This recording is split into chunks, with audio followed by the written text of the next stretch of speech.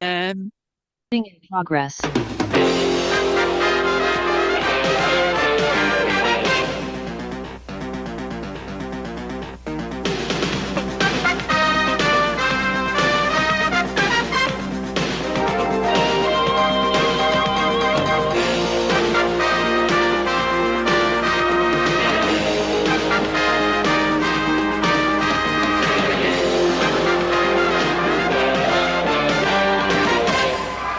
welcome to another action-packed, exciting hour of the Smoky Mountain Rewatch Along Project.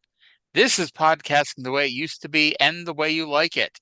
This show is a production of the Something Else Podcasting Network, and it is episode number 124 of Smoky Mountain Wrestling from June 11th, 1994, tape May 2nd, 1994, at the Roane State Community College in Harriman, Tennessee. My name is Arya, and joining me, as always, is the Bobby Blaze to my Tim Horner. It's Trae. Trae, how you doing today? So Bobby Blaze to Tim Horner. Or You said Bobby Blaze, and I thought you were going to say the Bobby Blaze to my Glub. that was last week. Yeah, fucking Bobby Blaze and Tim Horner went on the show. No, they were not. Tim Horner was on the show, but Bobby Blaze and Glub weren't. Most unfortunately, Tim Horner was on the show. I mean, technically, Bobby Blaze and Glub were on the show, That's but that's that's true. not in a live sense. That's fair. Now, I'm not going to tell you right now why I'm making this comparison. It'll make more sense at the end of the show. Well, Um, it'll be and nice to that'll have something make sense on the show. this we've not had a great run of Smoky Mountain Wrestling TV shows the last few weeks. The promos are strong as always, but it's like, it's a lot of blah in-ring action, and the crowd was fucking dead for this show. There's, I don't know if there's less high quality talent or more low quality talent. I think that it's a little bit of A and a little bit of B, and it's like C, people just not being used to the best of their abilities. Like, we rip on Horner constantly for the things that make Tim Horner, but Kendo the Samurai is not the best use of Tim Horner. Right. We've always said like Horner as like an underneath babyface, perfectly serviceable wrestler, perfectly decent. Mhm. This gimmick fucking sucks. This is Jim Cornette trying to make everybody happy to the detriment of his TV show. I Because, need Horner's wife to hurry up and yell at Cornette. yes, like, we're making Rick Rubin happy because Tim Horner is not wrestling. We're making Tim Horner happy by making Tim Horner wrestle, but we're not. It ends up being a net negative. Um, but yeah. I mean, even looking at the rest of the show, like, like a lot of this, like, I don't want to say it's also ran, but like Tracy Smothers does a squash enhancement match in the opener. I, and I guess like this goes to, like, there's not a lot of turnover up top on the cards, but it's like we've been watching Tracy Smothers squash jobbers now for going on 2 years. And it's the same kind of thing you feel about the Rock and Roll Express, at least I feel about the Rock and Roll Express. They reunited in August of 92. So we've been watching them wrestle nonstop for the last 2 years, which isn't necessarily a bad thing. But again, Smoky Mountain doesn't have a very robust tag team division. And I get we're trying to keep costs low, but we're at that point where they only have four teams, two faces and two heels. And, like, if the Rock and Roll Express weren't feuding with Lee and Candido, they'd be feuding with Well Done, and I don't think that would be any better. I can't help but notice that there's been a decided downswing since the Heavenly Bodies left the territory. Yeah. And it's also a business downswing because and we mentioned this, that since Bluegrass Brawl back in April, the houses have not been drawing as well, and they need to do something to build it back up. And we're gonna get something in the next few months. Um, and we can argue whether or not it actually is helpful, but I Well, guess we'll see. we do have something to look forward to, at least. Yes. And I'll be honest, and I think you probably mentioned it. I don't know what the next Smoky Mountain title feud is off the top of my head. Like, Uh, like I we don't all know, either. like, yeah, I like we all know like we're not shocking the world by saying this, but Jake is about to leave, and White Boy is about to become champion again. And I know White Boy, I not Murdoch. Who did he wrestle some legend at Night of the Legends? Terry Gordy. Um, Yeah, Gordy, okay. But like that's not really the program. Yeah. But I couldn't tell you what the next one is. Like I'm kind of blurry until we get to the end of the year when they bring in Lawler and they bring in Buddy Landell and all that stuff.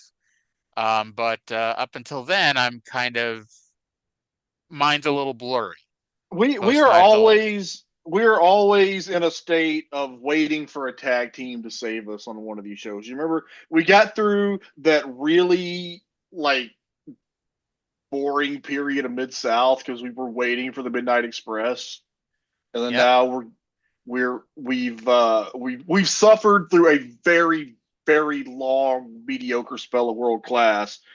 Just waiting for Chris and Gino, which is soon to happen. If you heard the Tuesday show, and this show, ever since the Heavenly Bodies left, we've just been waiting for the Gangstas. Which is like as far opposite of the heavenly bodies as you're gonna get. Yes, Oh, yes. Lord. They're replacing well done. Think about that. I think I think New Jack and Jimmy Del Rey would have got along. I bet they both would have been fans of the bitches. Yeah, They could have been fans of the bitches together. absolutely. Um, so greetings to the all the people who listened to the last Thursday's show who've now turned it off to show off. But I should look to see because YouTube has a thing where you can see how long the average listener listened for, and I'm always kind of afraid to look at that just because you know, you Yeah, know. yeah. But I kind of wonder how long people actually listened to the last week's show. Um, let's go to the intro with Bob and Les and kick off the show. It's time again for Smoky Mountain Wrestling, professional wrestling, the way it used to be and the way you like it. Hi, wrestling fans. Welcome to another action-packed hour of Smoky Mountain Wrestling. I'm Bob Cole, along with Les Thatcher. And Les, we got an unusual match, I think, in this hour. We're going to see Bruiser Bedlam. It's going to be in a handicap match. That's right. Now, tell us what a handicap match is. Well, the Bruiser's going to take on two wrestlers. I guess Mr. Cornette figures that there's not enough of one wrestler in this territory for Bruiser, so he's going to take on two. We've also got another update on the Night of Legends. That's going to be a good one. Stick with us for that. All right, we're going to also hear from Jake the Snake Roberts from Rock and Roll. We got much more. And also, we got a draw for our Beat the Champ match. That's right. Kendo won his first match, so he's got 1 down and 4 to go. Let's see who's going to meet him in this one. We've got, Dirty White Boy against Kendo on Beat the Champ today. That's going to be a great hour, fans. Stay right with us. Right now, let's go to the ring. So earlier today, you had messaged me saying that somebody booked Kendo the Samurai in a 10-minute Beat the Champ TV title match. And so with that in my mind, I turn on the show and they're like, oh, Kendo's going to be wrestling Dirty White Boy. And I'm like, Tim Horner versus Dirty White Boy does not sound like a boring, dull 10-minute match. And then I'm like, well, Dirty White Boy is not wrestling Tim Horner. Dirty White Boy is wrestling Kendo the Samurai. Yeah, and I'm, And I'm that is glad that I'm glad that Les was here to tell us what a handicap match is. I always laugh and I get that Cornette came from that era where like Watts would tell the announcers, that you have to pretend that somebody's watching for the first time and doesn't know what these types of matches are. Because when you watch Mid-South, when they do a handicap match, they do the same over-exaggerated explanation of what a handicap match is, even though it's pretty straightforward and explanatory.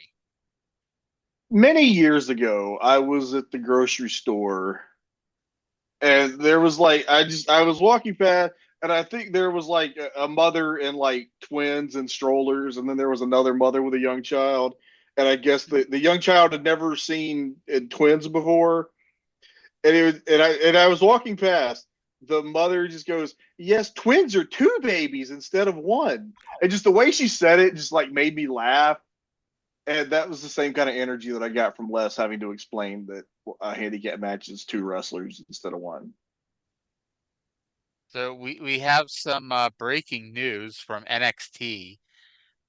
Josh Briggs has defeated Matt Cardona. Who the fuck is Josh Briggs?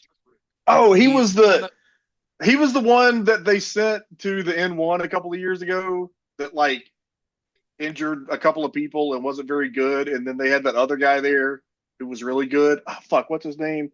Fucking big black dude with real fucking athletic. I think he's like an Olympic wrestler or something. What's his name? Was it Obafemi? No, it wasn't Obafemi. It was Oh, okay. no, I was no, I was just trying to remember. I don't know. I'm gonna look it up. And it's not gonna matter. It's not gonna matter at all. Probably not. Um, wow. Tavion Heights. Okay. Yep. Yeah, he was good. Yep. Indeed. But I was just more like the Matt Cardona randomly wrestled in NXT this week. Yeah, it's so weird when like people are there. They're there under their not their names. Like, has Nemeth been on NXT yet as Nemeth? He has. And I know Okay. it's the same name, but like Mustafa Ali was doing his In Ali We Trust gimmick. And when Dana Brooke came back, she was Ash by Elegance. It's always kind of funny when they do that. Yeah.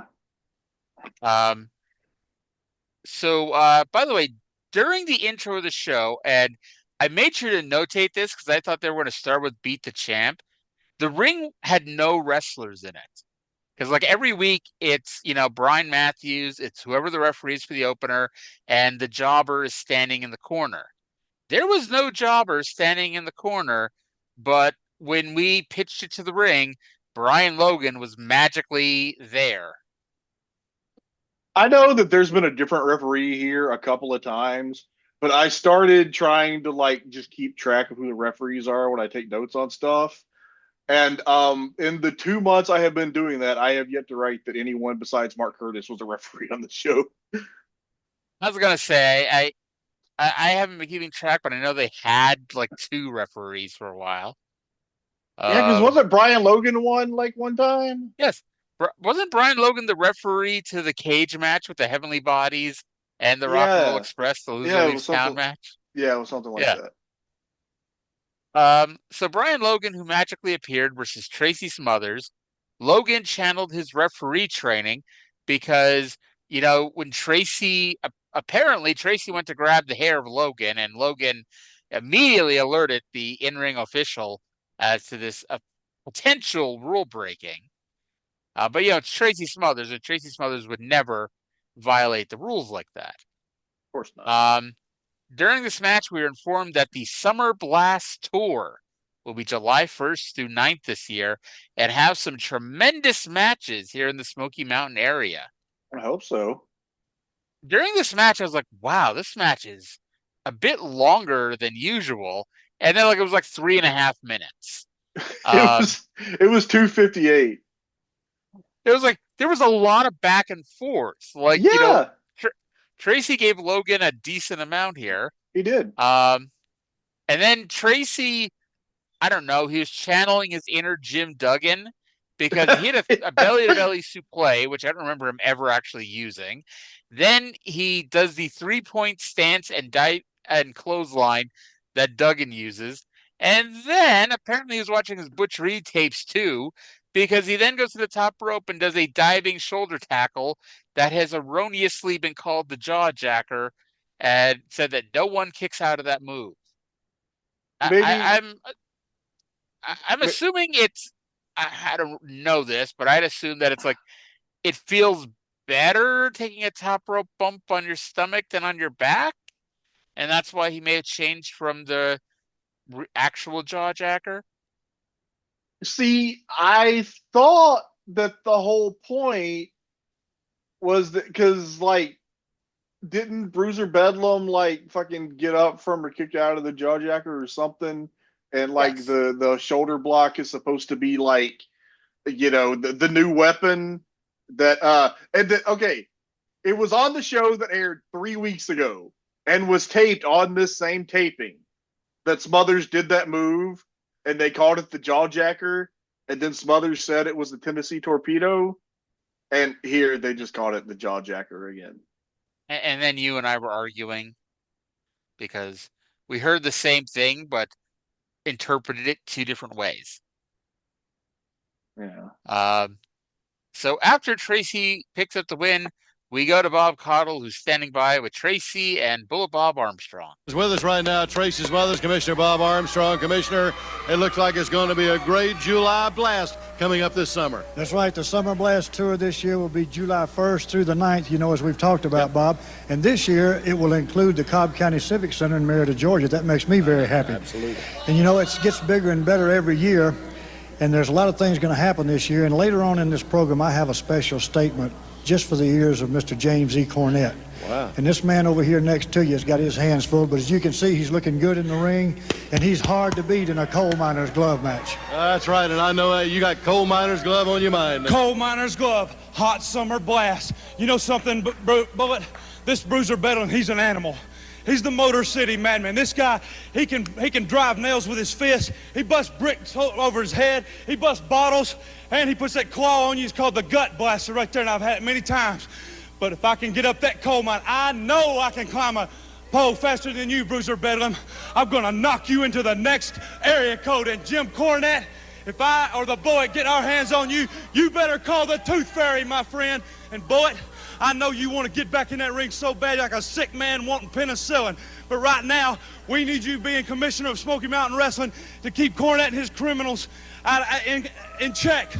You leave the fighting to me and the boys, because we're going to take it home. We're going to get them. All right, fans, we're going to be back. Right now, let's take this. So Bob is very happy that this year's Summer Blast will include the Cobb County Civic Center in Marietta, Georgia.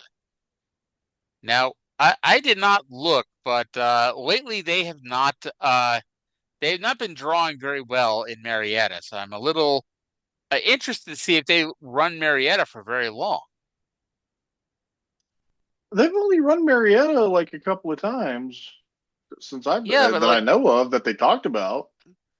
Yeah, it's been since March, but like every time, I mean, you just reading through the Observer when they're, reporting stuff from '94, they're reporting that Cornette and company are disappointed in the attendance on the shows. They're expecting better than they're getting. Sure. Can you hear me? Yeah. You there? Yep, I'm here. Okay. Are you there? Yeah. Okay. All right. I don't know what the hell happened there. I don't know. Alrighty. And so, but I have that. Okay, well, before we get to that. So later today, Bob will have something special for James E. Cornette. And I wonder if you picked up on the same issue with that as I did. But knowing it, you probably did. But we'll see when we get to that point. Tracy said that if he or Bullet Bob get their hands on Jim Cornette, Cornette will have to call the Tooth Fairy. Now I know that, he's just making a cute little comment here, but you don't have to call the Tooth Fairy. The gimmick is if you put your tooth under your pillow, the Tooth Fairy will just show up. Well, maybe that's just for children, and if you're an adult that gets a lot of teeth knocked out, you have to schedule a pickup. There you go. There you go. Um, although I do ask, what about like what happens if you go to sleep and like you go to sleep like with the pillow over your head? Will the tooth fairy come and take all your teeth?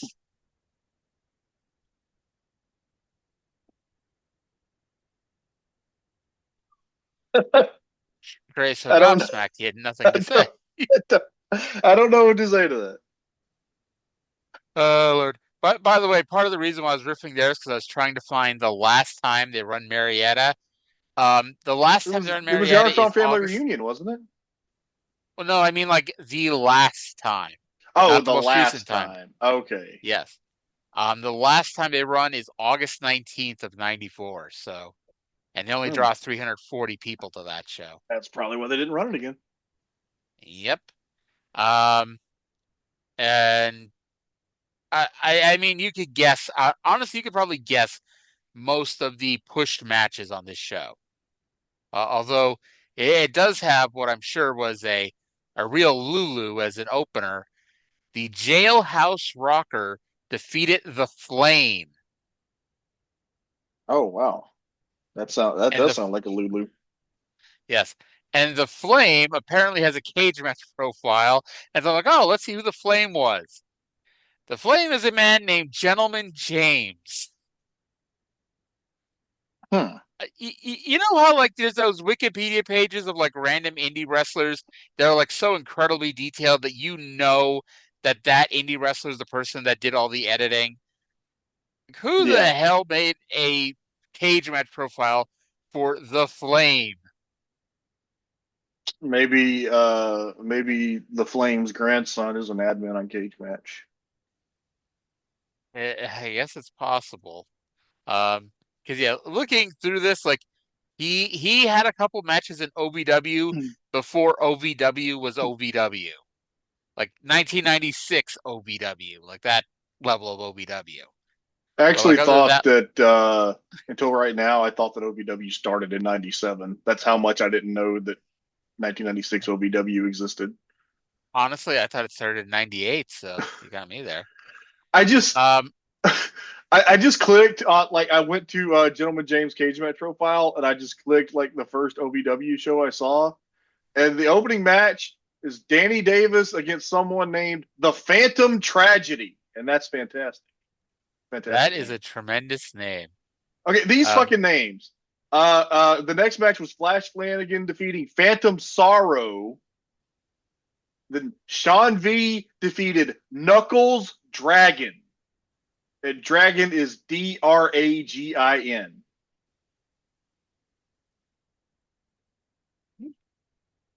that is so terrifically awful. And in the semi-main, Vic the Bruiser defeated the Flame, and in the main event, Rip Rogers defeated Mike Samples. The world's most popular wrestler, Mike Samples. Mm-hmm.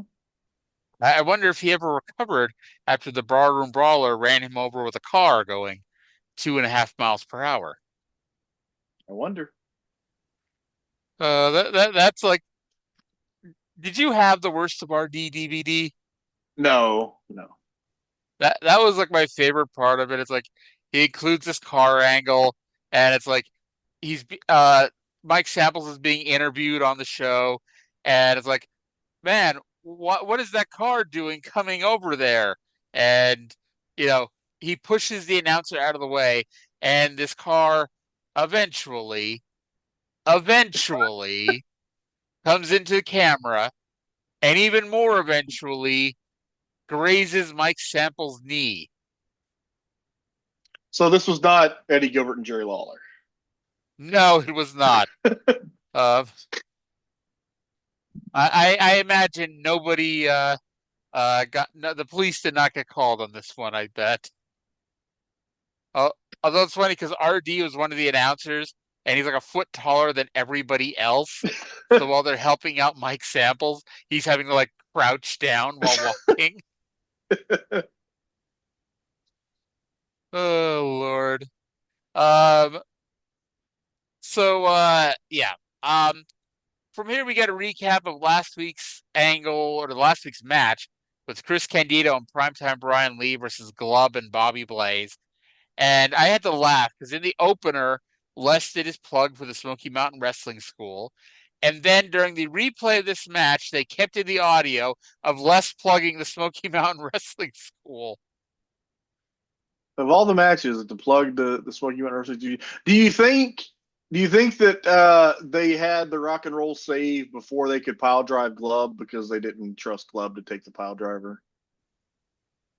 I don't think that's necessarily a bad thing. Oh, for Glub, right. I imagine it was a good thing. I was just wondering. Yeah. All right. So remember how the feud with the Rock and Roll Express and Chris Candido and Primetime Brian Lee really got started?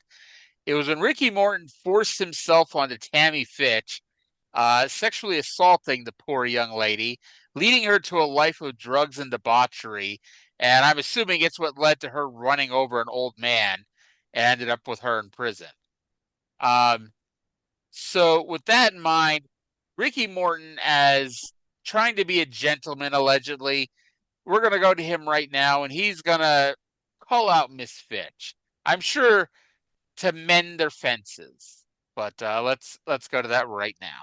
Now, Rock and Roll Express, Ricky Morton. Ricky, I know that Commissioner Bob Armstrong has really made you a happy guy when he is not actually, he said they're non-sanctioned, but he was going to okay some pile driver matches for you. That's right, Bob. You said it all right there. Because you see, ever since Chris Candido power drive me, I've been trying to get back at him. Yep. But you see, we got these power drive matches coming up. That means the only way you can win the match is to power drive your opponent. So like you said, Bullet Bob Armstrong said these matches are not sanctioned, but we're going to have them. But the one thing about it, the titles are still up. So that's what our mind is on right now, is putting those titles back around our waist. You see Chris Candido and Brian Lee, I told you before to be careful about whose toes you step on your way up, because it might be connected to the part that you don't want to kiss on your way back down. And you're going to find out what it's all about, baby, because rock and roll, we don't care what it takes. We've been in all kinds of matches. And I can understand where Bullet Bob Armstrong's coming from. These are, because the power driver is illegal, because I have seen many wrestlers get put out of this profession by that one move, the power driver. But right now, at this time right here, I want to ask Tammy Fitch to come out here. You know, Tammy? Ask Tammy Fitch yes, to come out? I want her to come out here right now. See, Tammy, I'm out here by myself. I'm not the kind of guy that hits a lady. I just want to talk to you. I know you're back there listening. I just want to ask you to come out here for a few minutes. I'd like to talk to you. So come on out here. All right? I don't see her coming. Well, Bob, come on, Tammy, come on out here. I just got a little something I want to talk to you about. Here she comes. Is she? All right, I believe she is going to do it, Rick. All right, there she is. I'm out here by myself. I'm just out here to talk to you for a minute. You know, Sue, ever since Robert and I have been wrestling Brian Lee and Chris Candido, you've done one thing to us, you know. So Robert and I got a little something for you, because, you know, what you make us feel like, this is what we want to give to you. Oh, my heavens alive! Oh, my God! Ah, and it smells like manure or something. I don't know what in the world. Golly, Pete, what in the world? And Gibson and Morton all over Tammy Fitch, a bucket full of fans. Wait a minute, I gotta go. We'll be back in just a minute. Don't go away. Okay, I don't want to imply that they didn't really dump manure all over Tammy Fitch, but that just looked like your standard dirt from a potted plant type dirt. I think she should sue again. This is a hostile work environment.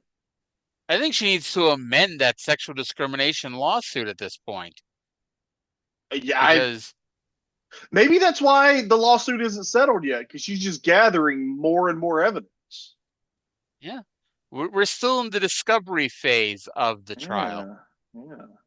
Note I said Discovery, not Discover, the official sponsor of the NHL on ESPN. But yeah, Ricky Morton, the baby face, calls out the sweet, innocent little girl, you know, the tiny little pretty blonde girl. And this was one girl that has rebuffed his advances because Ricky Morton famously sleeps with everybody. That's why he was off Mid-South for 90 days because he had an STD that needed to be taken care of, allegedly. And here's Tammy just trying to make amends. She didn't, like, what would have happened if she didn't come out here? Uh, Nothing. I don't You know. know? Maybe who would have thrown the dirt on somebody else. Yeah. Like Robert, cross-eyed, he may have accidentally thrown it on Caudle. You know? And Tammy is understandably upset by this. Yes, very understandably. Now we go to commercial, we come back from commercial, and Bob and Les are doing it on camera, and they are interrupted. Les, We're trying to grow a garden out here, or what? I mean, well, I know we're about ready. Wait a minute. Well, hold on a minute. Wait a minute. Here comes Tammy. Let me. Look what he did to me! Look what he did to me! I'm gonna get him back! I'm gonna get both of them back! Look what he did to me! It's not fair! Look what he did to me! Wow. Ryan, it's not fair! Hey guys, can't y'all? Hey, can't you get her under control here? Come on. Get them back and do something! Oh, come on. Oh my goodness. Yeah, wait a minute. Yeah, and they gotta carry her right on out of there. She completely. It really says something about Southern hospitality that she is the wronged party here. And it's like, oh, can't you get her out of here? Tammy, we got to move on with the show. Come on. It's just manure that we dumped all over you. Typical. Maybe this is why, Scott Hall shit in her dinner that time. He thought that she was into that kind of stuff. She just had manure dumped on her, and manure, I mean, it's not shit, but it, depending on how it's made, there's shit qualities to it.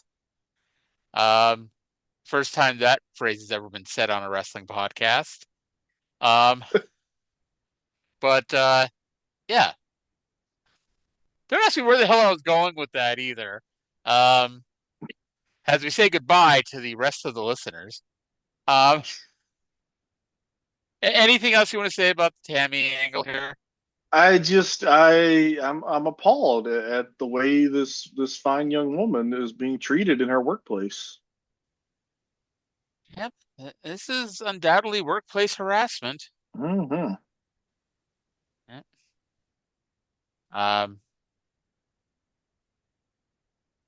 Apparently, I missed a tremendous match at Wrestling Open last night, Wrestling Open Rhode Island.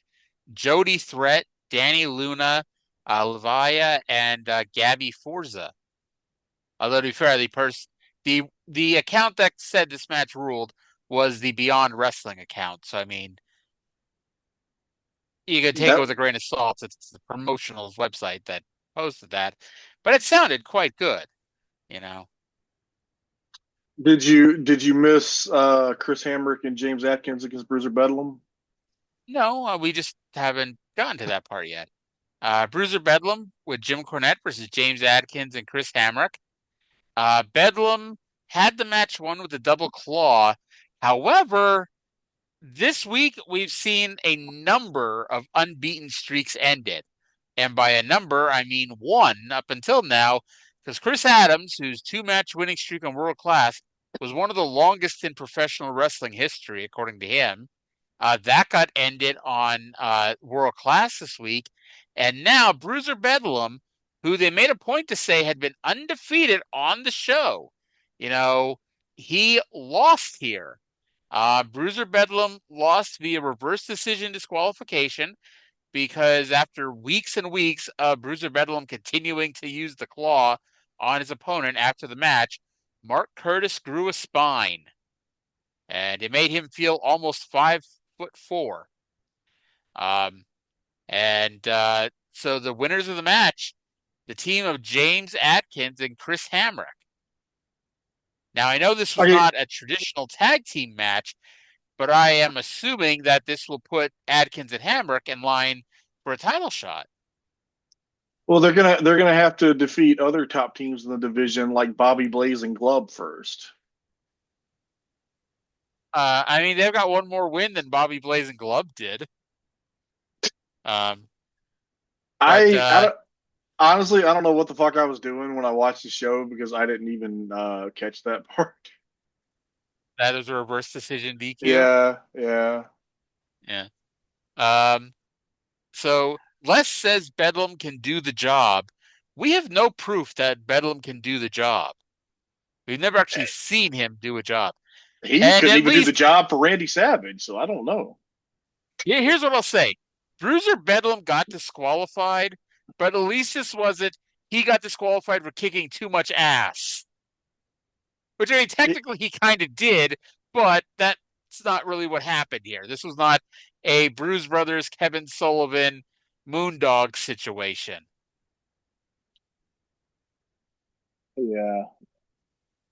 All right, so if that wasn't enough Bruiser Bedlam, I don't know why we got a promo with the loser. You would think we'd had a promo with the winners of the match. But, I mean, are you going to go tell Bruiser Bedlam that he's a loser? Absolutely not. Yep. Let's go to Bruiser and Jim Cornette. Cops around, you piece of garbage. That's right, Steph. All right, fans, you're looking at it. True to the crew.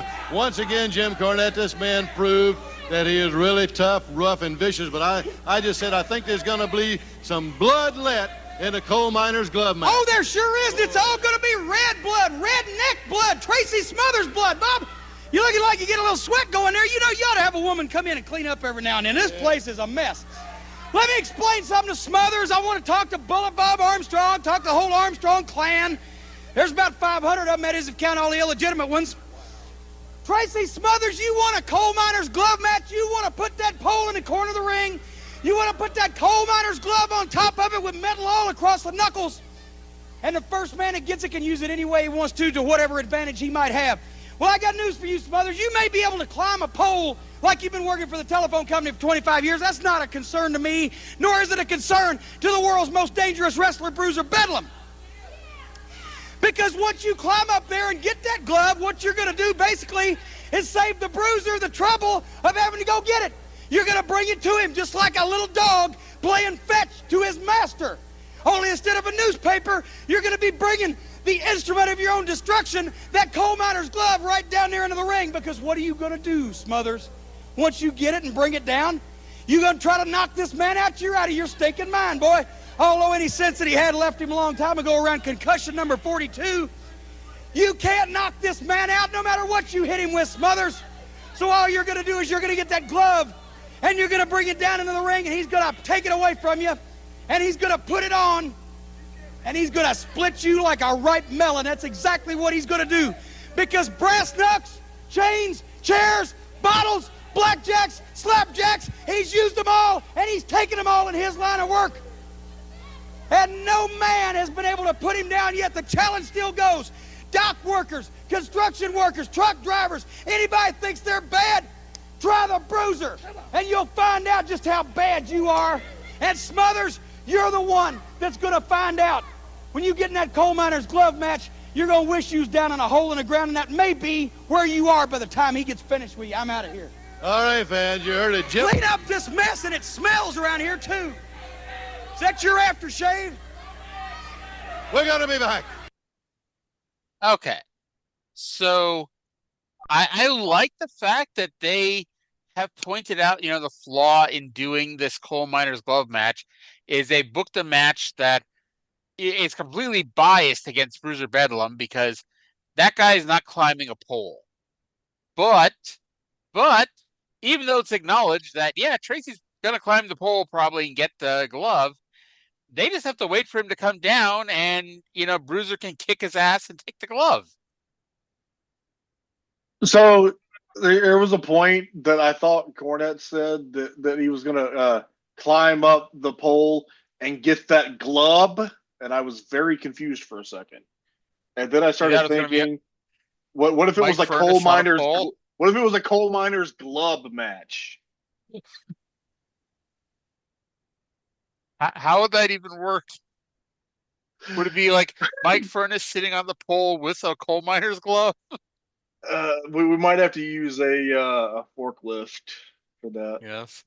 I, I It's don't want to imply who was heavier, but I think you could have found a pole that could have held up Mike Furnace a little bit better. it's time like this that I regret that the Smoky Mountain show doesn't have episode titles because coal miners glove would be terrific. Oh Lord, too bad we couldn't have used that on what you call it, Tuesday. Um, okay. Since we both kind of referenced Judy Bagwell, apparently the legitimate plan was to have Judy Bagwell on a pole. And it was not until the day of the show that someone realized that they could probably not put Judy Bagwell on a pole. Even if, and I'm not implying Judy Bagwell's a larger woman, because in the grand scheme of things, she really isn't. It's like, who thought that, hey, we can put Judy Bagwell on a pole and have a match? Like, how would they were going to have a pole hanging off a post with a human being on it? Like, you couldn't put fucking El Torito on a pole and have him stay up there. Okay, I don't remember if the source for this was the death of WCW or like a fucking Bagwell shoot interview or something. But when you said the original plan, I thought it was going to be about how Kanyon was going to win the match until Bagwell went and it was like, "Do you really want my mom to be your fucking valet?" Yes, because that was a stipulation that if Kanyon won, then Judy Bagwell was going to be his Kimberly. Yes, yes. And that was supposed to be what happened. And I don't know if Judy was supposed to turn on Buff or whatever. But yeah, for one time in his life, Buff Bagwell politicked to win a match that he should have won. Yeah, it's can't even hold that one against him. Yeah. Oh lordy, lordy, lordy. Positively Kanyon. That did lead to a kind of funny segment where he was selling the Positively Kanyon book and nobody was at his book signing. I actually have a copy of Positively Page. I stumbled upon it at Half Price Books one day. That's one I never read. How is it? I have not read it either, but I have a copy. Jesus Christ. I remember reading the Goldberg book that was at my local library. I have that one too. It's still on my shelf. Did you ever read that one? I did read that one Okay. back in the day.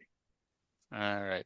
Because that was around the time that they wanted to do a Flair book, but Flair had apparently signed a contract with somebody else to do a book, and WCW never got out of that deal. You can only imagine how a Ric Flair book produced by WCW, because if I recall correctly, I could be wrong, I haven't read it in a long time. If I remember right, that Goldberg book was not bad. But because he Bad. spent so much time talking about football, that much like the Kurt Angle book, unless you're a fan of whatever thing other than professional wrestling they're talking about, it may not be that interesting to you. But it's like I kind of wonder, like, because the Ric Flair book obviously heavily political, and Mick Foley was on the outs with the company at the time when the book was written. Obviously, when the book got released, that's a different story. But when it was written, Mick was still on the outs with the company, and so you think that had a lot to do with it, and you'd wonder what the book would have been, otherwise. I don't think it would have changed that very much. I mean, I don't know. In Flair's mind, he was giving Mick a receipt for what Mick said about him in his book, but Mick was just saying that Flair wasn't like a great booker. And I don't think anybody has ever claimed that Ric Flair was a great booker. Cornette. I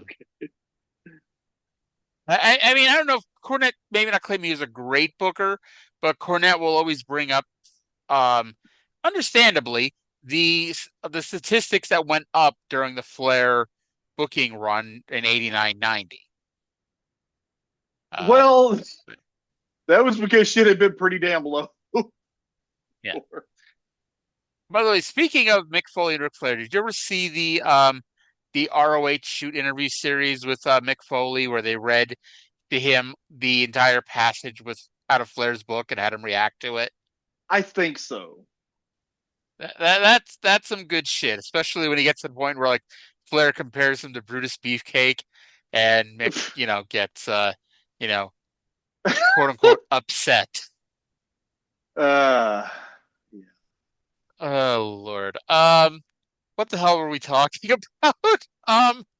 Glub on a pole was the last thing I remember. Glub on a pole. We were not having a coal miners glove match. I liked the Cornette challenging truck drivers and dock workers to come knock Bruiser down. And the problem is, like, they basically use the same enhancement talents all the time. There's only so many enhancement talents out there at this point. But it's like, I thought that could have been an interesting thing to bring in, like, a couple different enhancement guys and say that they're dock workers or whatever, or factory workers, and they're coming to take out Bruiser as a TV match, and Bruiser beats their ass. I don't know if there are any docks in Knoxville. Well, you don't have to actually be a dock worker, be an independent pro wrestler. We just talked about the Marietta house show with those two random people in the opener. You could have brought one of them out on TV and say that they were a dock worker here to challenge Bruiser Bedlam, and Bedlam comes out and beats their ass. You can't just come out on a pro wrestling show and claim an occupation that you don't have. That's ridiculous.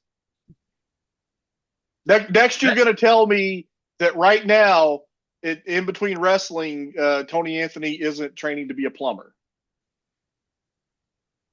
I know you're going to hate me saying this, but I cannot prove that that dirty white boy is not out there training to be a plumber. And you're laughing because I'm right. From here we get the Night of the Legends update. Les continues to talk about Knoxville wrestling history, this time going from 74 to the mid 80s, and showed us the intro of an episode of USA Championship Wrestling and had a little bit of Ron Wright in there. And in the background, you can see the Stormtrooper walking in with his Nazi flag, which is always tremendous.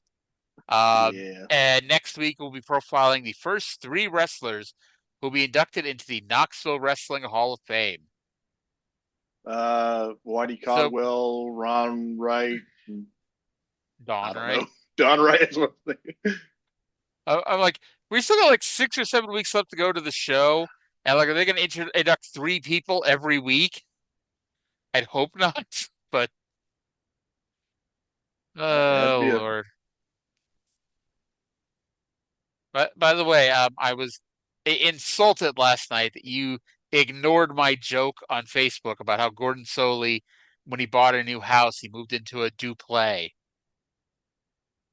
It was late and I didn't want to encourage you.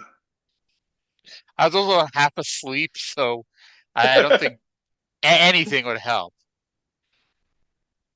Speaking of me sleeping, last night I dreamt that I was eating hot dogs with AJ Styles and the town loner from Gilmore Girls. That's quite a dream. Yes. And I know I ask you every show whether you watch a random TV show, but did you ever watch Gilmore Girls? I have not. I'm aware of it. I know it's the mom and her daughter and they're cute brunettes. That's all I know. They are, in fact, cute brunettes. And you can feel better about it knowing that when the show started, the actress who played Rory, Alexis Bledel, was 18 years old. So You don't have to Oh. feel bad about thinking she was a cute brunette, even though she was playing a 15-year-old. I mean, when did that show come out? Like, when did that show start?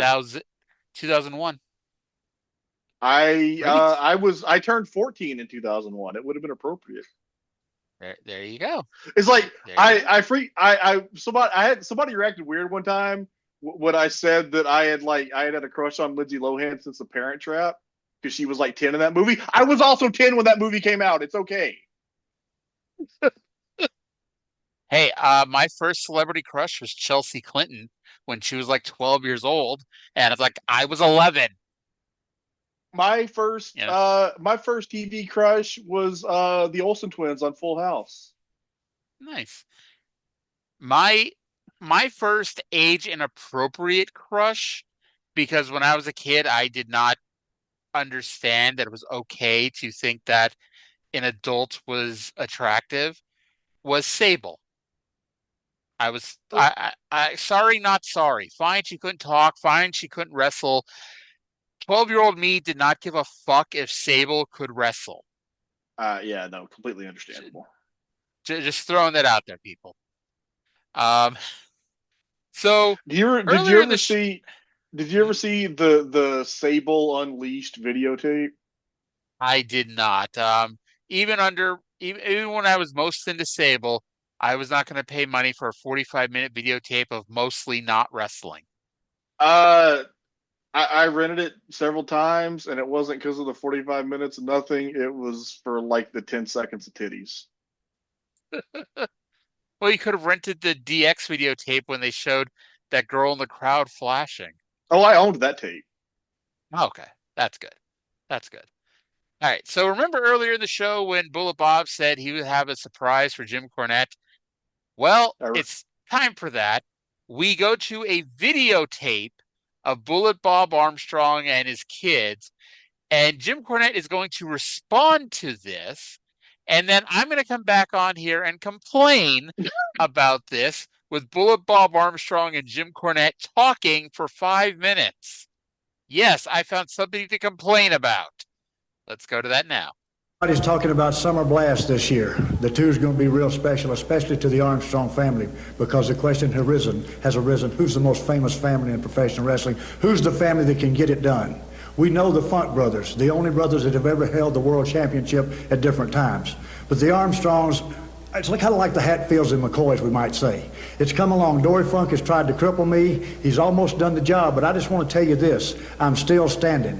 The Armstrongs are still here, and the Army is going to roll. And by the time these boys were 2 years old, I was giving them body slams already. They're used to punishment. They know how to take it. And that wild Terry Funk is the wildest man in the ring. His brother's one of the greatest wrestlers in the ring. In our hometown, this question will be answered. Who's the most famous family in professional wrestling? Who can last longer? My boys may be younger. They may not have the experience, but they have got the desire. Right, Scott? That's exactly right, Dad. You know, I remember I was 12 years old watching you wrestle Dory Funk Jr. in the Macon Coliseum in Macon, Georgia, Soul Slap Out, and saw some of the best mat wrestling there's ever been. And that's what Smoky Mountain Wrestling is all about, and Summer Blast is what it's all about. Well, I'll tell you something, gentlemen. There's no doubt about it. My brothers and myself, we have looked at you, we have idolized you, we have respected you. But now you've done something to our father. When you bruise one Armstrong, you bruise the whole family. So come Summer Blast, we're going to take care of business. Ain't that right, Steve? That's right. Summer Blast Tour, there's 4 dates booked, and the promotion is getting bigger and bigger, and Summer Blast is where we're going to make it all even. You know, you did it to the Bullet, and we respected you men. As little kids growing up, we watched the Funk Brothers. We watched them win it all, win the tag team world champions, the singly world champions. Then we saw, like Scott said, in Macon, Georgia, against our dad, Bullet Bob. But when you had to jump on him, 2 of you, it took 2. It took Cornette also. Well, brother, we're going to make it all even at Summer Blast. 4 days already booked. A sensational Summer Blast is coming your way. I can't wait. And what you did, Funks, you reached down and you took the almighty dollar, the root of all evil. We're not doing it for money. We're doing it for the Armstrong family tradition. Oh, so now the sons are going to suffer for the sins of the fathers. Now we hear that Scott and Steve Armstrong want to pick up Daddy's crusade and take on the most legendary brother combination in the history of professional wrestling, the Funk Brothers. Well, you know, I know that Daddy Armstrong, he's all upset because I think maybe somebody spiked his Geritol, and he's cranky, and he can't get back in the ring and fight his own fights because he's too cowardly. Oh, you say the same old song and dance. I can't relinquish the commissionership. I'll tell you why you can't. Because you'd get your brains beat out if you did. By my guys like the Funk Brothers. So now you're sending Daddy's boys, Scott and Steve Armstrong. Carry that flag, come into that ring and take on Dory and Terry Funk. Well, I got news for you, Scott and Steve Armstrong. Just like a 5-foot tall guy in a 7-foot pool, you're in way over your head.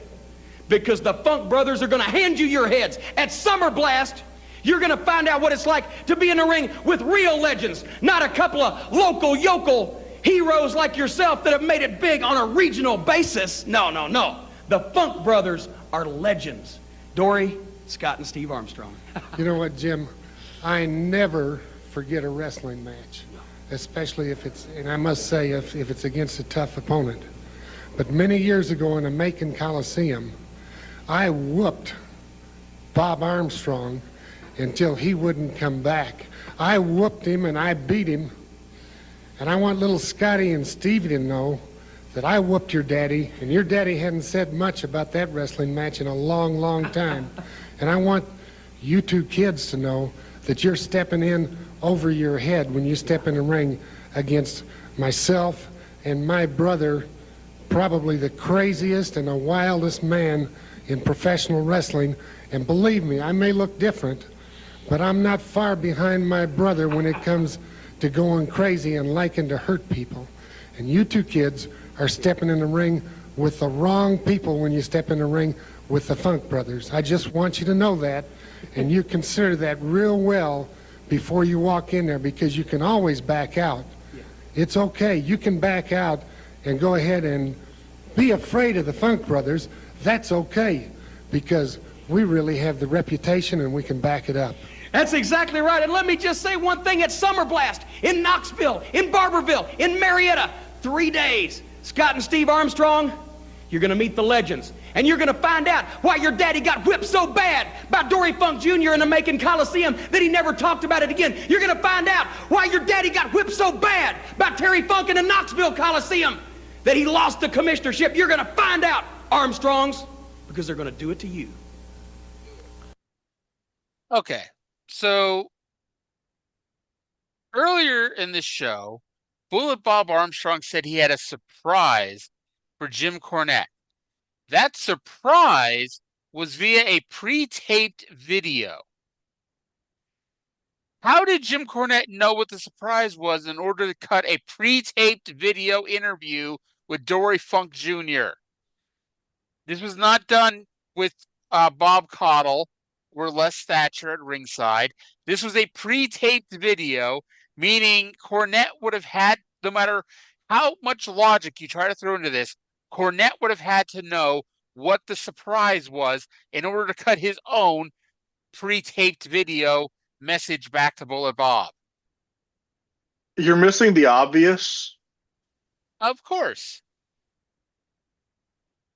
We've previously established that Jim Cornette has a temporal ham radio to listen to our podcast. That's almost certainly how he got the footage. That's just it's basic logic. One plus two is 3, Arya. Come on. So you're saying that he listened to this show ahead, like before we even recorded it, and knew this segment and is going to go back and went back and recorded a reply. Well, the temporal ham radio gets more than just our show. It probably gets like YouTube and stuff. In fact, I bet he watched that promo and his response to it. And that was how he knew what to say, because he had already said it.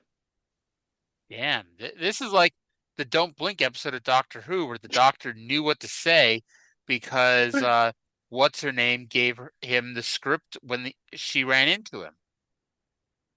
I don't know Doctor Who, but that's a good reference. Yes. Now I'm going to say this, and what this program has done is make me better appreciate Dory Funk Jr.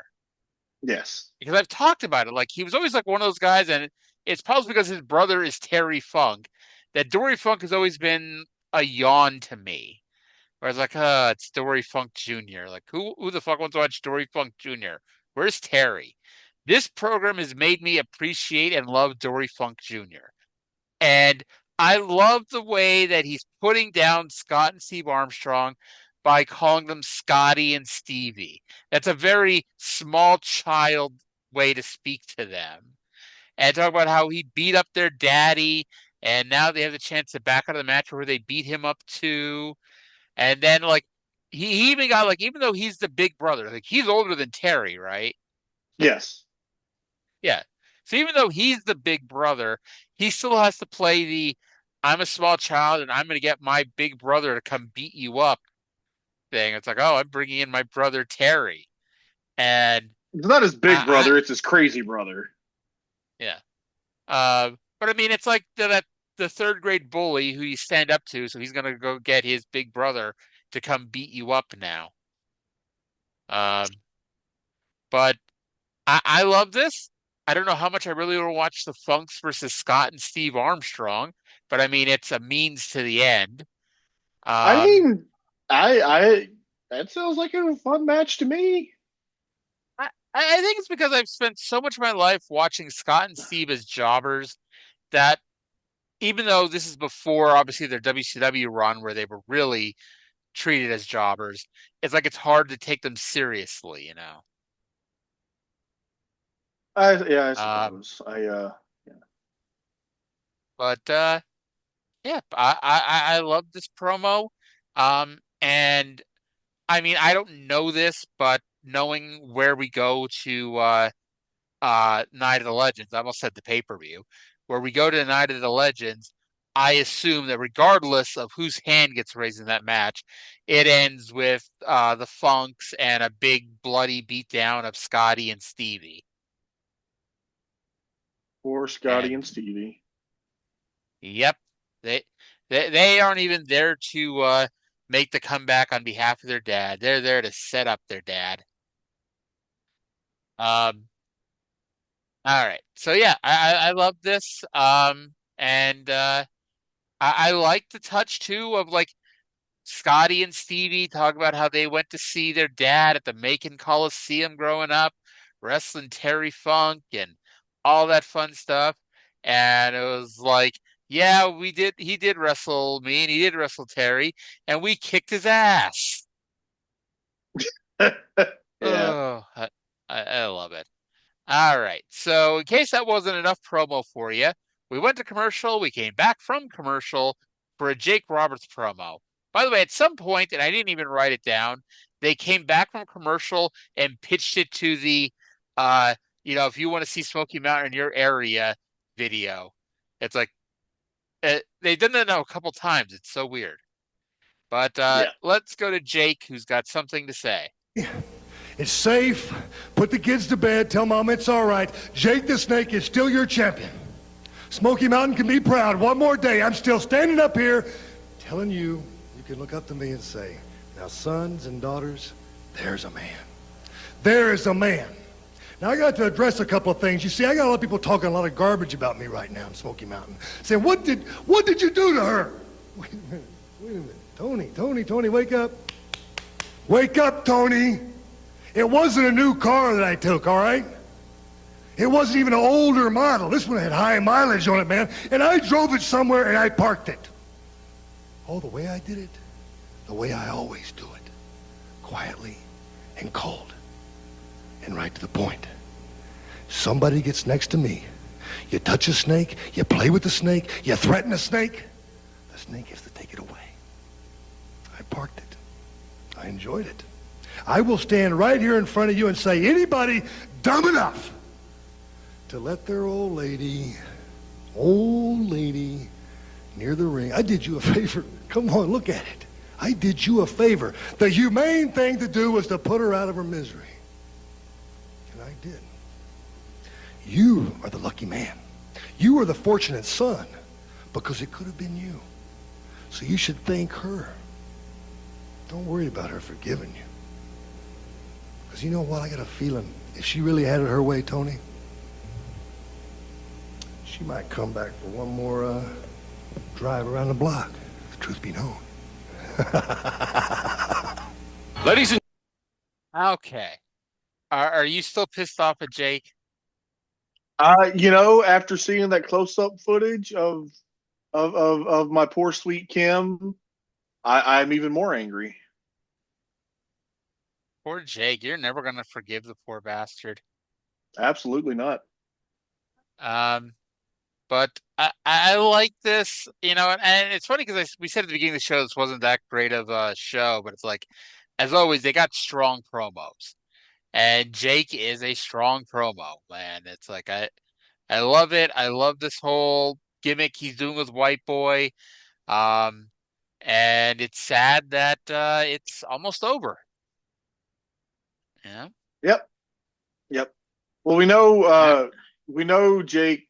This is the last show of these tapings, and we know Jake is on the next set of tapings, and then that's probably it. So we're gonna have him for another month, which is always good. All right. So we immediately jump, and you kind of heard, because I cut it off at the wrong time, Brian Matthews introducing the main event, because they cut off the intros of Kendo the Samurai versus the Dirty White Boy for the Beat the Champ TV title. Now, it's possible that they missed their cue and went too long, or Jake missed his cue and they went too long. Because, like, this match, okay, it really wasn't long. It went 9 minutes. But also 9 minutes on a 44-minute show is a long match. It's not even that it's 9 minutes on a 45-minute show. It's that it was 9 minutes of Kendo the fucking Samurai. Yeah. That's the issue too. Like, again, it's not Horner, it's Kendo the Samurai. Yes. Doing a lot of katas and really bad karate, and it's like the gimmick, well, the other gimmick has, but the joke has run its course at this point.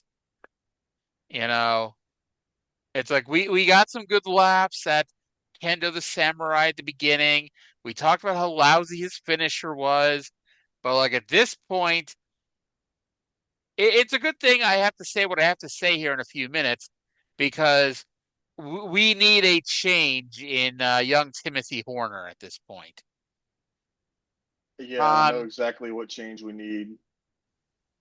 So during this match, and really tells you my mindset and what kind of a sick fuck I am, I thought about how this is the last episode of Smoky Mountain Wrestling before Nicole Brown Simpson gets murdered tomorrow, actually.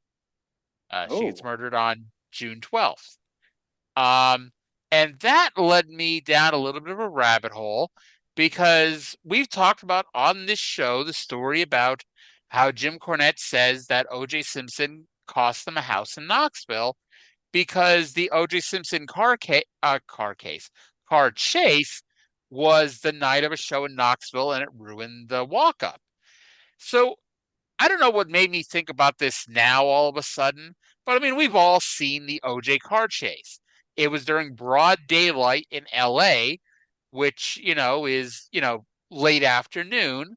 And part of it was he drove and wouldn't get out of the car until the sun went down. So it would have been harder for the TV cameras to see him. Now, so I did some thinking and did some digging. Now, in the interest of fairness, that whole day was a little crazy, because that was when OJ was supposed to turn himself in around noon. He didn't. And then Robert Kardashian came on TV and read the suicide note around 5 o'clock Pacific time, which is 8 o'clock Eastern. And then the famous car chase, based on a timeline I saw on the Google, started at, I'll just read the Central Time at this point, 7:58 Central Time, and didn't really get broadcast on television until around 8:30 Central Time. Now, like I said, there was some wackiness and some craziness going on at this point with, OJ during the day, but it's not like the car chase caused people to not go to the show, because the car chase didn't happen until after the show had already started. Can I be pedantic about something that's completely irrelevant to your point? Sure. Knoxville is in the Eastern time zone. I apologize. That actually makes it even worse. I thought it was the Central Time Zone. No. So that makes it even worse. That means it was almost 9 p.m. Eastern Time when the car chase started and 9:30 when it was being aired on television. Which means the show was almost over because these shows were like 2.5 hours. Okay, Like you hinted something to me earlier, and no, I will not ask Jim Cornette about this on Twitter. no. This was not what I was talking about. That's Okay. still to come. Okay. I told you it was a clarification, not something to get you blocked. Okay. Um, And I guess I need to watch a documentary about the Nicole Brown Simpson murder because like I don't really know I don't really know anything about the actual case. Like I know about the trial, like the glove don't fit and all that, but it's like I don't. Yep. I was 7 years old. Okay. And I know you're not a fan of fake sports, but it might be worth to subscribe to what used to be ESPN Plus. It's not the ESPN that costs $30, but the part that has all of their on-demand content. I think it's like $7. It might be worth to subscribe to it for a month because there's a 5-part documentary called OJ Made in America. And yes, obviously it's very OJ-y, but the first 3 parts are basically race relations in America, OJ's relationship with Nicole, and then I think part 3 is the murder in the car chase, and then part 4 is the trial, and part 5 is the aftermath. It's a tremendous, it's like 7.5 hours total. And I'm sure if you want to save $7, you could find it on, a fabulous torrent site. But it is a tremendous piece of business. Are you implying that I would do something so nefarious as downloading copyrighted content via torrent? I would never make any implications, but I also know, because you and I feel the same way about this, even if you torrent something, if you really like it, when you're able to, you're going to drop the money for it. You're going to support the things that you like. Yeah. The only reason that I have a VPN is so I can access Pornhub in Texas. I believe you. I believe you. How's your AEW viewing going? It's still really fun. I finished August, and then I get busy with other stuff. When I get like a good kind of some momentum going with my other work, I want to lean into it. No worries. You're on the bill to All Out. Yeah. And this Saturday's Wrestle Dream, so you're about to be 3 pay-per-views behind, or actually 2 pay-per-views behind. I'm sorry, because you already saw Forbidden Door. I did. All right, so about an hour after this match began, Jake Roberts came out to show his Smoky Mountain title to the Dirty White Boy. What a nice guy. He's been the champion for about a month and a half now. It's possible White Boy forgot what the belt looked like. And so Jake is coming out to show it to him. Like, oh, look, here's the championship belt. And I honestly should have rewound to rewatch this finish because, like, my notes got a little disjointed here.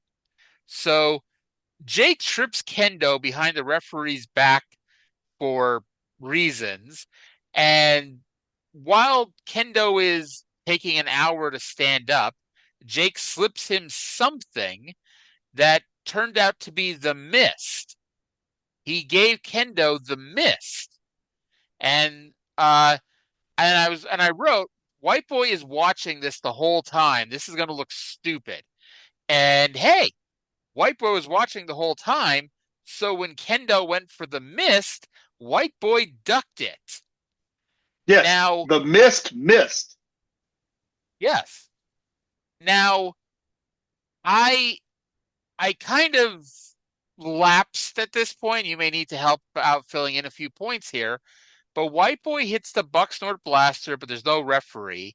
And then Kendo is doing his best Max impression by, doing a twisty loo in the ring, while White Boy is outside the ring, and Jake sprays him with water, and then whips the championship belt onto White Boy, and then the referee counted him out. I am not 100% sure how White Boy got out of the ring, but White Boy got out of the ring and was selling, and that's when Jake hit him with the championship cummerbund.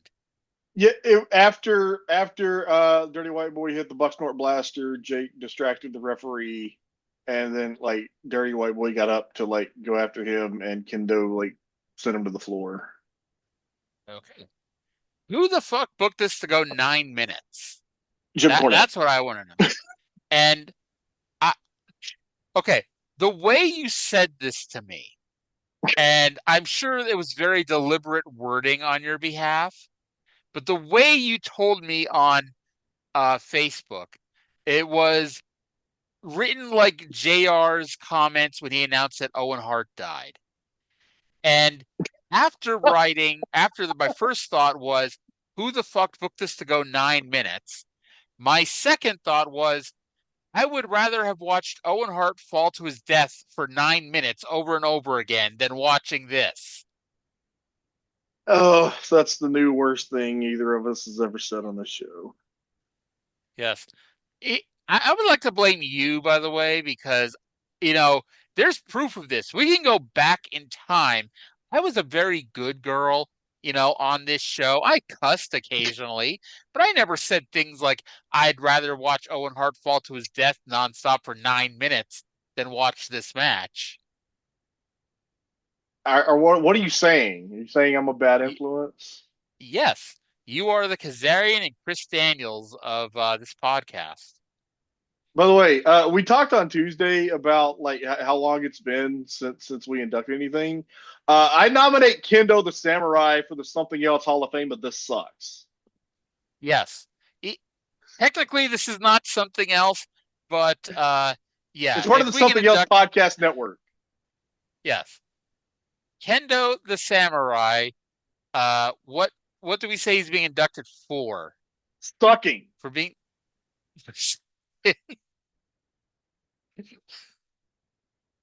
Sometimes we find fun ways to write that.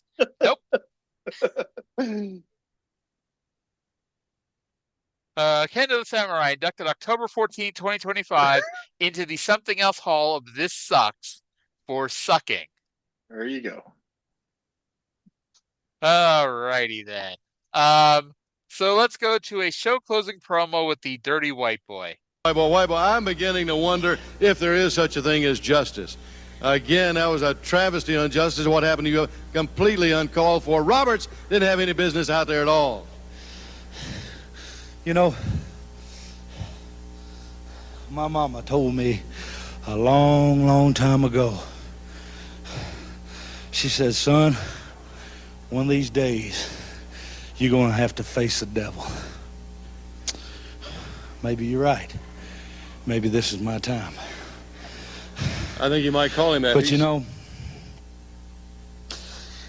I go home at night and I wonder when I walk up to the house if my dog is going to come up and bite me on the leg. Wondering if I'm still the man that he thinks I am. When I'm laying in bed at night with my wife and we're making love, I'm wondering if she in her mind is thinking, is this the man that I married? Am I all the man? You know, and I just want to be able to walk down the road with my wife beside me, holding her head up high, proud of me. I don't want her to have to go around scared to get out in public, afraid to be seen with me, to where she has to say, well, my husband's a loser.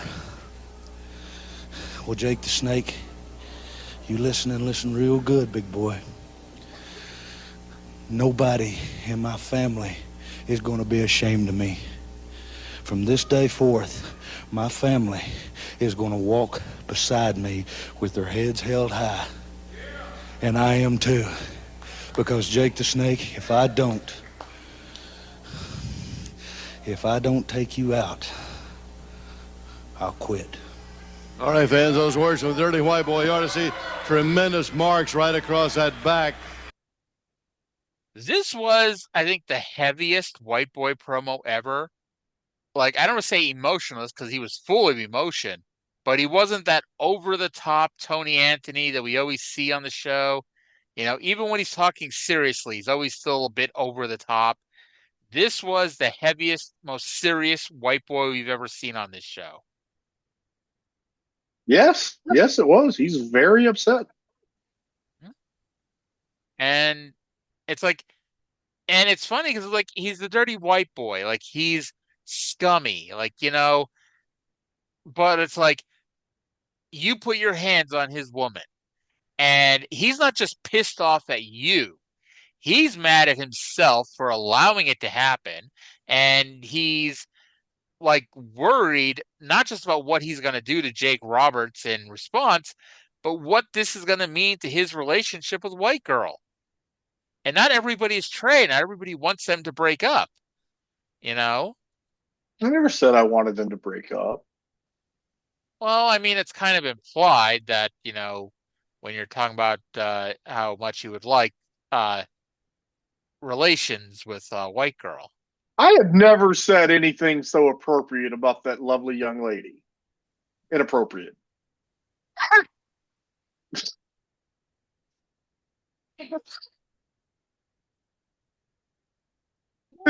Oh, Lord.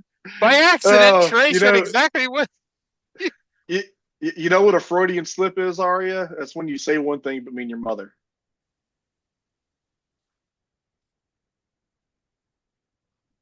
All right. Yeah, White Boy's coming after Jake. You know, it sucks that the matches kind of suck. It sucks that it's not going to really end, but the promos have been one of a kind. Indeed. You know, I know we always focus at the end of the show on the 124 down, 76 to go thing, but like it feels like every week when I'm pulling up the show, I'm shocked we're already in June of 94. Yeah, time flies. Yeah. And you know, but yeah, like I just said, 124 down, 76 to go, meaning next week, actually no, I'm sorry, I'm really off there. Next week we're what, 5/8 of the way through. I almost said we were 3/4, but we're 25 episodes away from that. What happens if you add Kurt Angle into the mix? The odds of us ever finishing this drastically go down. Drastic go down. Yes. You know, you started like what episode? I think we figured out you started like episode 54 or so. So it's like you're about halfway through how many episodes you're going to see. By the way, completely unrelated, who the fuck runs Scott Steiner's Twitter account? You cannot convince me that that's Scott Steiner typing that shit. I did not realize Scott Steiner had a Twitter account. Oh, I guess everyone has a Twitter account, but I didn't realize until yesterday. But like, you know, you had mentioned that the Bronsons turned on Seth Rollins, and so the Scott Steiner Twitter account like quoted that and wrote a whole Steiner math thing about it. And I looked at the and like it's kind of funny, but I just if maybe I'm wrong, but like I would be shocked if Scott Rex Steiner was writing those tweets. Yep. So yeah, I see the tweet you're talking about. So let me break it down for all you dummies that don't understand what just happened. You take Seth Rollins, the so-called visionary, and you put him in a ring with Braun Breaker, a genetic freak, but what Seth didn't calculate was the betrayal quotient. Now let's do the math. Seth thought he had a 100% chance of survival with Braun at his side. But what he didn't know is that Braun's got 66 and 2/3% loyalty when you factor in family bloodlines, and the other 33 and 1/3% is pure rage. So now Seth is sitting there asking, why? I'll tell you why. Because Braun Breaker's not here to play backup. He's here to take over. He's the dog-faced destroyer, and now the leash is off. So Seth, you took your eye off the math. You had a 143rd and 2% chance of getting betrayed. and now you're just another statistic in the Steiner equation of pain. Yes. I know they don't back away from saying who he's related to, but it is really fucking stupid that they don't call him whatever Steiner. Like, remember when he started, he was Rex Steiner? Yeah, and that's that a was great name. Fucking name. Yeah. Yes. Yeah. But yeah, we couldn't have that. And I still say, and I know they're all Scott and Rick are brothers. Braun looks more like Scott than Rick. Yeah, genetics are funny like that. So anyway, we like to finish things up by telling you what else happening in the world of wrestling. To just give you some context, because we can tell you June 11th, 1994, until we're blue in the face, but other than our constant OJ references, and by our constant OJ references, I mean my constant OJ references, you may not realize what else is happening in the world of wrestling at the time. So this week on wrestling television, Hulk Hogan debuted in WCW, and The Undertaker debuted in the WWF. Now, one of these two obviously do better business than the other. However, the other one is not accused at any point of killing an entire wrestling company. This was the famous Hogan ticker tape parade. Now, did you see WWE Vault just put up like 2 hours of tag team matches? No. Okay, they did, and I watched a little bit of it last night, and one of the matches was from one of those nitros from Disney MGM after Bash at the Beach when all of the Turner trucks were being used for the Olympics. It was the Steiners versus Fire and Ice, Scott Norton and Ice Train. And during the match, Shivani was doing a fantastic job as being the indignant lead announcer of the voice of the company, going, "We threw you a ticker tape parade for Christ's sake." It was just tremendous. And now, that's where that was our the ice train reference you promised me earlier. Yes. Now, going back 10 years, remember during the War of 84 and around that time when different promoters, notably Bill Watts and Ole Anderson, would find any video they could of the guys that Vince stole looking bad and air it on their TV show? Well, with that in mind, Vince McMahon this week debuted the new generation videos that would air on their show. And among the clips, they would compare Hulk Hogan to wind-up cars and the Wright brothers airplane. Yeah. And then it's funny because while they're ripping on Hogan and WCW for Hogan being old, they're building up King of the Ring 94, main evented by Rowdy Roddy Piper and Jerry the King Lawler. So. Yeah. All right. Now, earlier today, I mentioned to you on Facebook that I needed you to tweet Jim Cornette because Cornette blocked me because we need clarification. And earlier, you thought I was referencing something else. Well, this week in The Observer, Dave reports that Tim Horner has left Smoky Mountain Wrestling. Now, the reason why this is a head scratcher, and the reason I was asking you to ask Cornette what's going on, is because Cage Match lists 2 months of Kendo the Samurai matches until the end of July, most of them being house shows. He does do the TV taping last week, but that's the end of Kendo the Samurai on TV. And Dave reports that Kendo the Samurai will be portrayed by Bobby Blaze moving forward. So that's what I need a clarification of, because again, Cage Match lists all those Kendo matches under Tim Horner. And if he got let go here at the beginning of June, and the timelines all match up, because when Cornette tells the story, he talks about how it was around the time that they moved everyone from being on a per night check to a weekly check. And And that just happened this week. That Uh, everyone got. Mhm. yeah. The most probable explanation is that cage match is wrong. That's probable. But yeah, I guess it's more just trying to clear all that up for us anyway. Um, Now Dave does not elaborate on who played Kendo on the TV tapings last week, so it might still be Horner. But either way, like I said, this TV taping is going to be the end of Kendo the Samurai, at least wrestling on TV. Like he may like do promo segments or whatever, but he does not have another match after this Yeah. TV taping. Well, Bobby Blaze only has like after May, he has like couple of matches because he's from Ashton, Kentucky, right? So he got to be Yes. Bobby Blaze in his hometown. And then in October he wrestled Candido as Bob. So yeah, his only matches listed for like the rest of '94 as Bobby Blaze are like in Ashland, Kentucky. So it's very probable that yes, he was the other Kendo the Samurai. Now let me what date was this show? Error or tape? It's June 11th, Either 1994, taped May 2nd, 1994.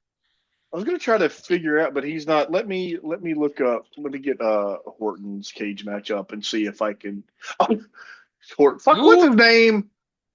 Not Tim Horner. Tim Horner. I wrote Tim Horton. So the Tim Horton that we had on Mid South does not have a cage match. See, for some reason I thought you were thinking about Randy Orton for some reason. Okay, May. You know, a lot of people find Randy Orton boring. Well, especially when he started the Apex Predator gimmick, because that was, when he was the exceptionally slow walker and the slow talker, and Okay. Tell me again what day was this taped? May 2nd, 1994. May 2nd. At the And Roane State Community College in Harriman, Tennessee. So, and the next set of tapings are the June 7th tapings in Loudon, Tennessee. Yes. Okay. The story, if I remember right, the story is that they were in Morristown, and I think Cornette like wanted to pay the people that had to go back to Knoxville, and he told Horner that he would get him tomorrow or whatever. So, based on what I'm looking at here, it is probable that the incident happened in Morristown on May 21st, which would have been the night after Volunteer Slam. Maybe, but the way at least Cornette has always said it, even when you go back to like those 1994, 1995 Fan Week things, it's always been said it was like the day after is when, either the day after or like the next day is when he and Horner had the talk. I'm thinking it may not have been Morristown, but I mean that still makes sense. Because I mean the next would be Barberville on June 4th, but even that doesn't make sense because the whole point was, these guys got to get home and they're in Morristown. So it's possible that Corny is kind of forgotten 2 weeks in the world here because, you know, Kendo is around at this point. So yeah, Horner's gone. I mean, at the end of the day, Horner's gone. Yeah. Okay. Well, that's good. Finally got there. Yep.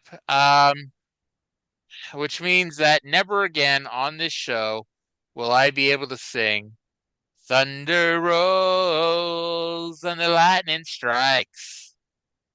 Oh God. November 23rd, 1994 in Koriyama, Japan. Tim Horner versus Shinya Hashimoto. I bet that was a Lulu. I bet that was a tremendous match. No doubts in my mind.